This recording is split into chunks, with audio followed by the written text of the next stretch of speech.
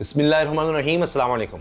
जुड़वा शहरों रावलपिंडी इस्लामाबाद से बड़ी खबरें आ रही हैं। एक तरफ धरना जारी है, 12वें रोज़ में दाखिल हो चुका है, लेकिन अब यह धरना मार्च की सूरत इख्तियार करने वाला है। जी हाँ, इस बारे में जमात इस्लामी की तरफ से बाकायदा ऐलान कर दिया गया है और धरने को फैलाया भी जा रहा है, उसको मार्च की शक्ल दी जा रही है, मार्च की शक्ल दी जा रही है और वो भी अगस्त के महीने में।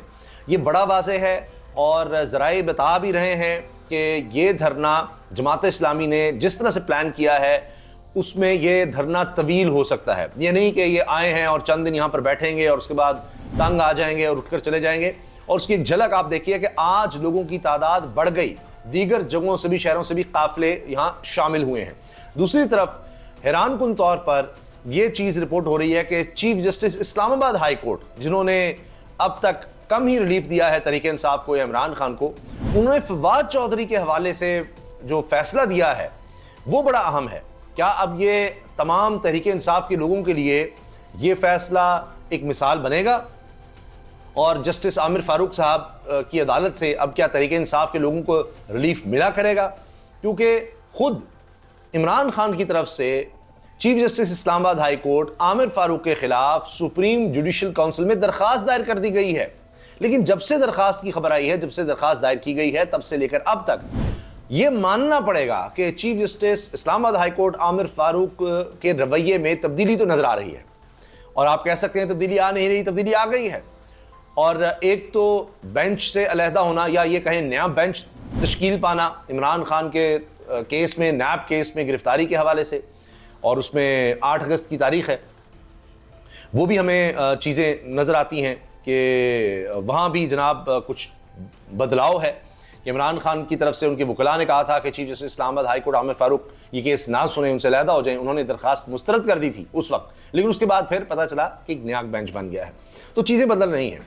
ख़ास तौर पर जो मुकालमा नज़र आ रहा है फवाद चौधरी के साथ, वो भी बड़ा दिलचस्प है।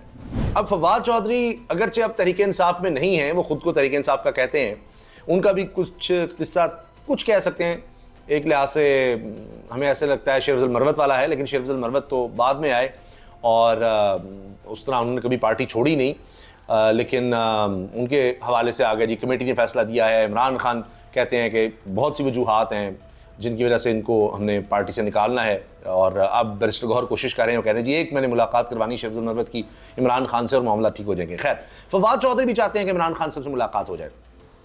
वो अजगर से IPP में गए थे, मगर अपने आप को तहरीक इंसाफ का कहते हैं, हर चैनल पर बैठकर तहरीक इंसाफ को भरपूर डिफेंड करते हैं।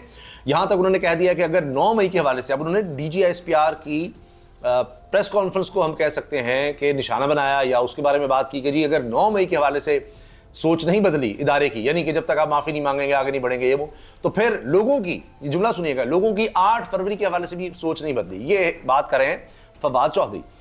अच्छा, इसके अलावा एक और खबर वो ये है कि एक बड़े जनरल को एक अहम ओहदे पर तैनात कर दिया गया है। Lieutenant general Muazzam Ejaz National technology Council के चेयरपर्सन मुकर्रर हो गए हैं।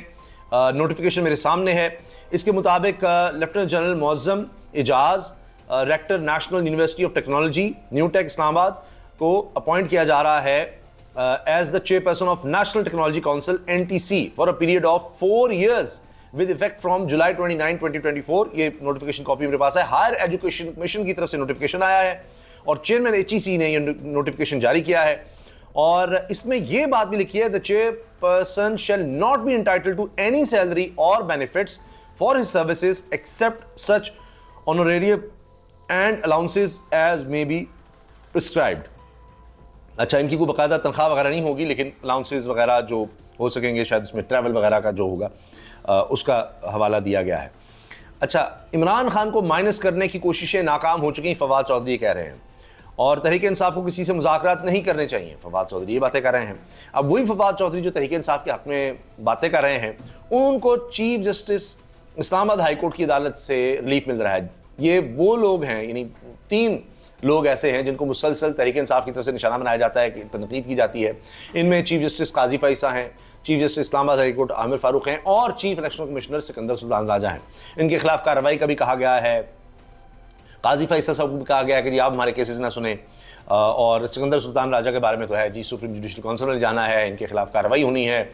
और ये तफसीली फैसले के बाद हमारी खबर ये है कि जो ही ये तफसीली फैसला आएगा सुप्रीम कोर्ट का, जो अभी तक नहीं आया, हाँ इख्तलाफी नोट तफसीली आ गया और उसके बाद हुकूमत बड़ी छलांगे लगा रही थी, वो तफसीली फैसला जैसे ही आएगा तसल्ली हो जाएगी। और उसके बाद हमारी खबर ये है, हमारे ज़राए बताते हैं कि चीफ इलेक्शन कमिश्नर के खिलाफ फिर उसके बाद कार्रवाई भी हो सकती है जब तफसीली फैसला आ जाएगा। और ये जो हुकूमत ने अपनी तरफ से बड़ी दो नंबरी की है, चलाकी की है कि जी हम कानून ले आए हैं, किसी तरह तहरीक इंसाफ को मखसूस नशिस्तें भी नहीं मिलेंगी और 2 तिहाई अक्सरियत भी हमें मिल जाएगी और काजी फैसल साहब को एक्सटेंशन भी मिल जाएगी और मंसूर अली शाह साहब चीफ जस्टिस नहीं बन सकेंगे, ये सारे प्लान भी फेल होने जा रहे हैं। जमात इस्लामी के धरने की खबर सुनिए। 8 अगस्त को धरना मार्च करने का ऐलान कर दिया है और 11 अगस्त को लाहौर में धरना, 12 को पेशावर में धरने का भी जमात इस्लामी की तरफ से ऐलान कर दिया गया है। तो इस तरह से चीज़ों को यहाँ पर आगे लेकर बढ़ा जाएगा। एक और खबर मैं आपके साथ शेयर करना चाह रहा हूँ बांग्लादेश के हवाले से, क्योंकि इस वक्त सबसे ज़्यादा बांग्लादेश की सिचुएशन डिस्कस हो रही है और उसका मुवाजना पाकिस्तान से किया जा रहा है।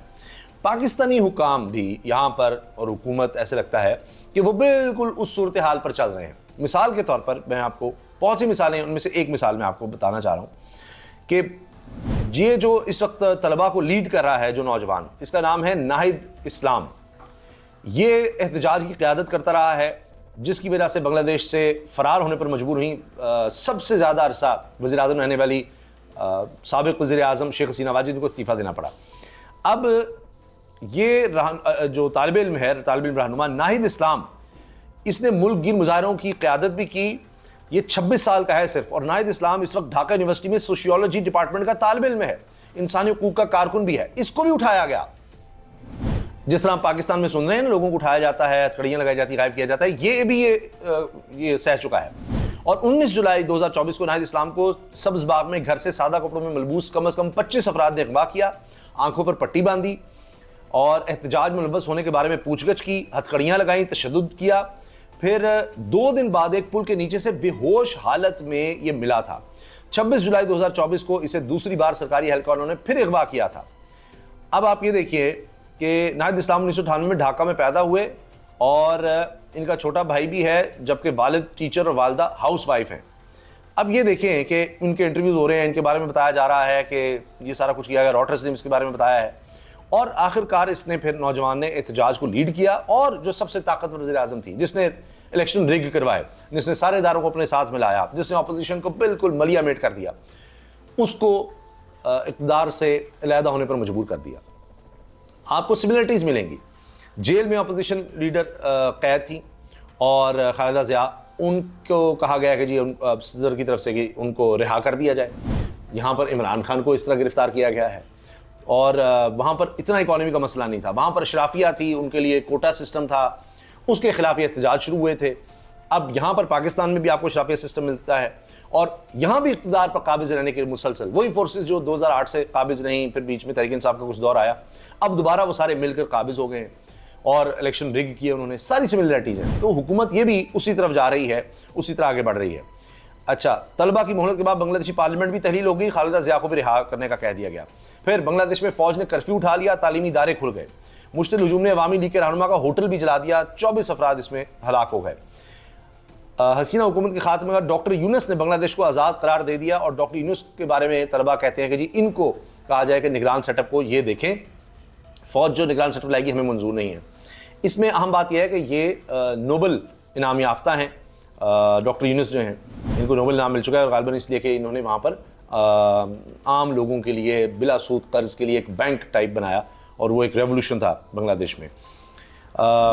हसीना वाजिद हुकूमत के खात्मे के बाद ढाका स्टॉक एक्सचेंज में तारीखी इजाफा हो गया है और शेख हसीना ने एक लफ्ज़ सिर्फ कहा था नौजवानों के बारे में, उनको रज़ाकार कहा था, यानी जो जिनको दहशतगर्द वहाँ पर बांग्लादेश में कहा जाता है कि जी 1971 में वो पाकिस्तान के साथ थे या पाकिस्तानी फ़ौज के साथ मिलकर उन्होंने बांग्लादेशियों के ख़िलाफ़ लड़ा था, ये उनका कॉन्सेप्ट है या उनका कहना है। तो यानी दहशतगर्द करार दिया था।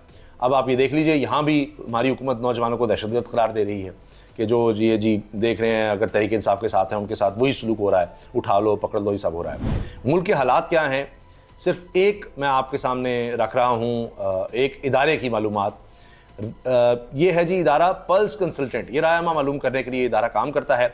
इसका सर्वे आया है और इसमें शहरी इलाकों के 74% अफराद माहाना आमदनी से अपने अखराजात पूरे नहीं कर पा रहे। पाकिस्तान में 74%, पाकिस्तान की तारीख में शायद पहली दफ़ा ऐसे है कि 74% लोग अब अपना माहाना खर्च अपनी आमदनी से नहीं पूरा कर पा रहे, और 59% अफराद अपने घरेलू एशिया की खरीदारी में कमी से महीना गुजार रहे हैं। 39% अफराद ने दूसरों से रकम उधार लेकर गुजारा किया। 39% ने, अंदाज़ा लगाइए, 40 से 1% कम सिर्फ। 11% लोगों ने नौकरी के अलावा पार्ट टाइम काम शुरू कर दिया। 26% अफराद आमदनी से अपने अखराजात पूरे करने में कामयाब रहे, लेकिन इनमें से भी अक्सरियत की बचत नहीं हो सकी और वो सेविंग नहीं कर पा रहे। अंदाज़ा लगाइए कि ये इस वक्त हमारे मुल्क के, पाकिस्तान के हालात हो चुके हैं। तो आप सोचिए क्या बनेगा। अच्छा, जो मैंने फवाद चौधरी साहब के हवाले से बात की, वो ज़रा मुकालमा सुनिए। ये सॉरी, ये मैं मिस कर गया, बड़ा अहम है। जी चौधरी साहब, काम हो गया? ये चीफ जस्टिस आमिर फारूक ने फवाद चौधरी से पूछा कि काम हो गया आपका? अदालत की मेहरबानी से काम हो गया, लेकिन एक गुजारिश है, आजकल एयरपोर्ट जाएं तो बकरी चोरी का इल्ज़ाम लगता है और गिरफ्तार हो जाते हैं। ये फवाद चौधरी ने कहा जी, बकरी चोरी का इल्ज़ाम लगा गिरफ्तार हो जाते हैं। तो आगे से आमिर फारूक क्या कह रहे हैं? बिल्कुल बिल्कुल, आजकल तो ये कुछ भी मुमकिन है। तो फिर इस पर फवाद चौधरी ने कहा जी, इस्तदा है कि अदालत ऑर्डर की कॉपी अमल दरामद के लिए अटॉर्नी जनरल को भी भिजवाई जाए। और फिर चीफ जस्टिस ने कहा हाँ जी ठीक है, अटॉर्नी जनरल को भिजवा दें। यानी अटॉर्नी जनरल को पता है कि यहाँ कुछ भी हो सकता है, झूठे मुकदमे बन रहे हैं, लोगों को उठाया जा रहा है, लापता हो रहे हैं, बकरी चोरी के मुकदमे बन रहे हैं, बाहर नहीं जाने दिया जाता। ये पासपोर्ट कंट्रोल लिस्ट में इनका नाम डाला हुआ था फवाद चौधरी का, ये बैरून मुल्क जाना चाहते थे, आमिर फारूक साहब ने इसकी इजाज़त दे दी है। तो क्या ये बात आमिर फारूक साहब को पता चल रही है कि ये सब कुछ हो रहा है, ये सब कुछ मुमकिन है? जो पिछले 2.25 साल से हो रहा है, इनको अब किस तरह से नजर आ रहा है? ये अनहोनी कैसे हो गई? क्या अब आने वाले दिनों में काजी फैसल साहब को भी नजर आ जाएगा कि हाँ, इस मुल्क में तो कुछ भी हो रहा है, बकरी के मुकदमे हो रहे हैं, साइकिल चोरी के हो रहे हैं, गंदम चोरी के मुकदमे हो रहे हैं, दहशतगर्दी की बारूद मवाद मिल रहा है, पैसे दिए जा रहे हैं, रऊफ हसन जैसा जनाब कैंसर सर्वाइवर, उस पर ये मुकदमे बन रहे हैं। और ये हमने 8 फरवरी से आगे पीछे भी देखा था, उस वक्त नजर नहीं आया। जब सुप्रीम कोर्ट ने आखिरकार इस पर फैसला दिया कि इन हालात में तहरीक इंसाफ को बाहर रखा गया था, मखसूस नशिस्तें उनकी बनती हैं, तो हुकूमत अब काजी फैसल साहब को फिर एक्सटेंशन देने की कोशिश कर रही है। तो अगर आप देखें तो बिल्कुल सिमिलरिटीज़ बांग्लादेश वाली बनती हैं। लेकिन अब देखते हैं कि यहाँ पर क्या इन हालात में हमारे इदारे, ख़ासतौर पर सुप्रीम कोर्ट, वो डट जाती है, क्या उसको ज़ेर कर लिया जाता है, जो कि मुझे नहीं लगता कि मुमकिन हो सकेगा। लेकिन अगर उसको भी ज़ेर कर लिया गया सुप्रीम कोर्ट को अब, तो फिर आप देखिएगा, फिर यहाँ पर वही अनारकी और इंतशार आप देखेंगे जो बांग्लादेश में। और ये सिर्फ मैं नहीं कह रहा, हिस्टोरियंस कह रहे हैं, जो पॉलिटिकल सोच रखने वाले हैं, दानिश्वर हैं, वो सब इन हालात की पेशगोई कर रहे हैं। अल्लाह हाफ़िज़।